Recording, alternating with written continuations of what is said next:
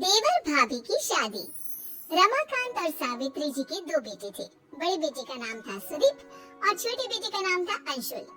सुदीप की शादी हो चुकी थी और उसकी पत्नी का नाम था अनन्या। अंशुल दूसरे शहर में रहकर एक बड़ी कंपनी में नौकरी करता था। कुछ दिनों के लिए अंशुल जब अपने घर आया हुआ था। बहुत दिनों के बाद आए हो बेटा, जल्दी जल्दी छुट्टियां ले लिया करो। अरे पापा, अभी 6 महीने पहले ही तो भाई की शादी में आया था। उसके बाद तो कंपनी वालों ने छुट्टी ही नहीं दी। हाँ, बात तो तेरी सही है। मेरी शादी के बाद तो तू अब घर आया है। लेकिन भाई, आपकी शादी को भी तो सिर्फ 6 महीने ही हुए। लगता है अब तुम्हारी भी शादी जल्दी करनी पड़ेगी। तुम भी तो सुदीप से सिर्फ 1 साल छोटे हो। जल्दी से तुम्हारे भी हाथ पीला कर देते हैं। अरे कैसी बात करती है मम्मी, अभी मुझे कुछ दिन नौकरी तो करने दो। देवर जी, आपकी भी शादी हो जाएगी तो मेरा मन लग जाएगा। देवरानी आ जाएगी घर में। अनन्या देवरानी आ भी जाएगी तो कौन सा यहाँ रहेगी, वो तो इसके साथ नौकरी पर जाएगी।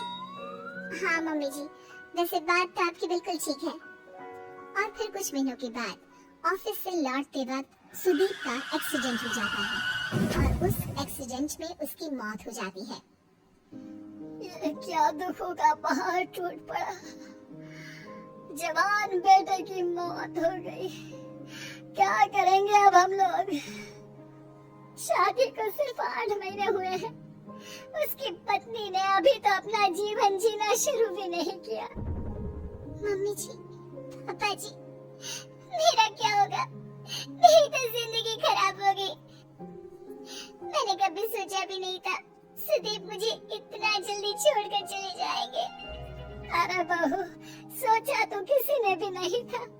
हम तुम्हारा दुख समझते हैं बेटा, लेकिन भगवान की मर्जी के आगे हम कुछ नहीं कर सकते। कितना अच्छा बेटा था मेरा, मैंने किसी का क्या बिगाड़ा था जो वो मुझे ऐसे छोड़कर चला गया। जब आखिरी बार भाई से मिला था तो सोचा भी नहीं था कि ये मेरी उनसे आखिरी मुलाकात होगी। कितने खुश थे भैया, मेरी शादी की बातें कर रहे थे। पूरा परिवार कुछ दिन इसी तरह दुखी रहता है। वक्त बीतता जाता है। सावित्री और रमाकांत जी महसूस करते हैं कि अनन्या काफी अकेली और दुखी रहने लगी थी। सावित्री, हमारी बहू की अभी उम्र ही क्या है, सिर्फ 25 साल, और उसके चेहरे की उदासी देखो। उसे इस तरह देखकर मुझे बिल्कुल अच्छा नहीं लगता। आप ठीक कहते हैं। अनन्या बहुत रोती है और उसका अकेलापन मुझसे भी नहीं देखा जाता।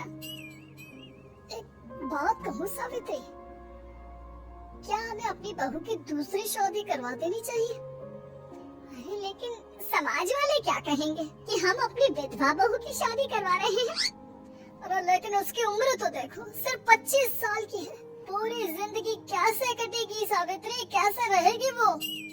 मैं सब समझती हूँ जी, लेकिन पहले हमें खुद अनन्या से बात करनी होगी कि वो इस बात के लिए तैयार है या नहीं। उसके बाद ही हम कुछ कर सकते हैं।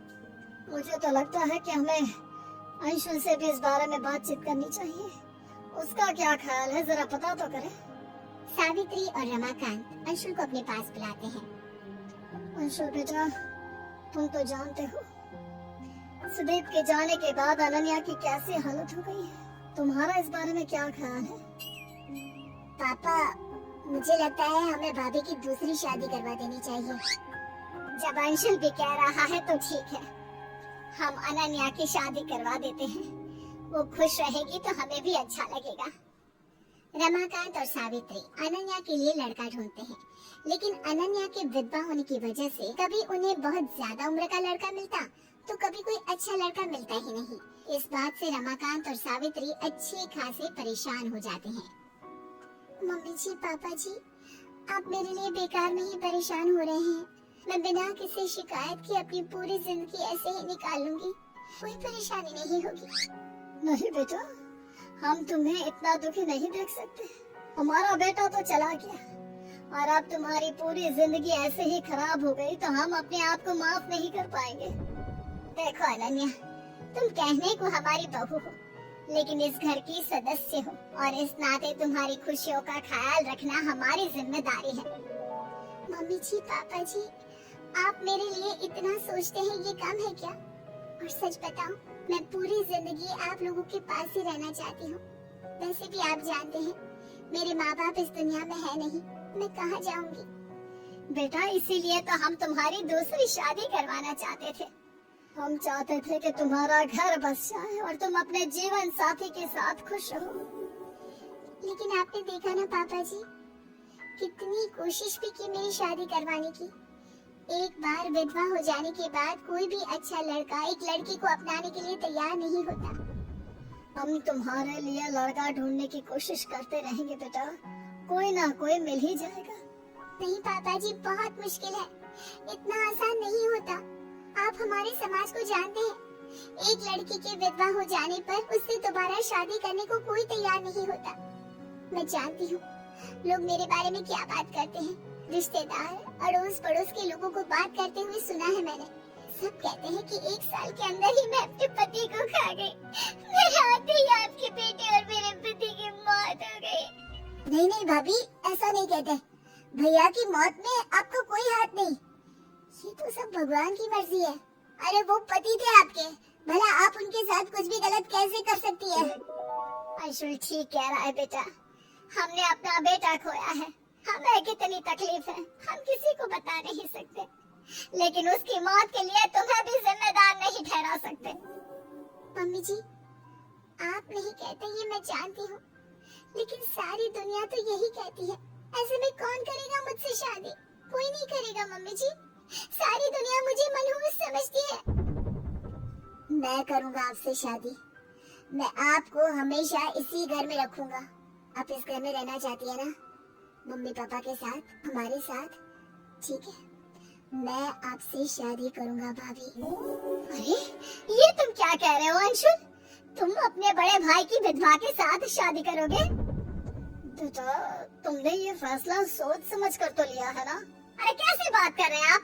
अपने बेटे को रोकने की बजाय उससे पूछ रहे हैं कि फैसला सोच समझ कर लिया है। लेकिन मम्मी, आपको इस बात से क्या एतराज है? देवर जी, मेरी वजह से आप अपनी जिंदगी खराब करने की कोशिश मत कीजिए। मैं जानता हूँ आप मेरी भाभी हैं और एक पत्नी का रिश्ता मेरे साथ शुरू करने में आपको बहुत मुश्किल होगी, लेकिन फिर भी मैं इसके लिए तैयार हूँ। तुम्हारा दिमाग खराब हो गया है क्या? तुम्हारे बड़े भाई की मौत हो गई है और ये उसकी पत्नी है। उसके साथ शादी करके तुम चाहते हो कि घर में फिर से कुछ गलत हो जाए? देखा मम्मी, सारी दुनिया गलत तो नहीं कहती। जब हमारी खुद की सोच ही ऐसी है तो हम दूसरों को क्या समझाएंगे? सावित्री, अंशुल ठीक ही तो कह रहा है, हमें अनन्या जैसी बहू कहाँ मिलेगी? वो हमें समझती है, हम उसे समझते हैं, हमेशा हमारे साथ रहेगी अंशुल की पत्नी बनकर। मम्मी जी, आप परेशान मत हो, मैं ऐसा कोई काम नहीं करूंगी जिसकी वजह से आपको दुख हो। नहीं नहीं बेटा, मुझे माफ कर दो, मैंने ही कुछ गलत बोल दिया। अंशुल ठीक कह रहा है, तुम हमारे घर में बहू बनकर आई थी और अब हमेशा के लिए बहू बनकर ही रहोगी। इससे अच्छी बात और क्या हो सकती है? देखिए भाभी, आपको जितना वक्त चाहिए आप ले लीजिए। हमारा रिश्ता थोड़ा अलग है, लेकिन धीरे धीरे सब कुछ ठीक हो जाएगा। रमाकांत और सावित्री जी अंशुल और अनन्या की शादी करवा देते हैं और इस तरह से एक देवर अपनी भाभी से शादी करके कम उम्र में विधवा हुई अपनी भाभी की जिंदगी को फिर से खुशियों से भर देता है।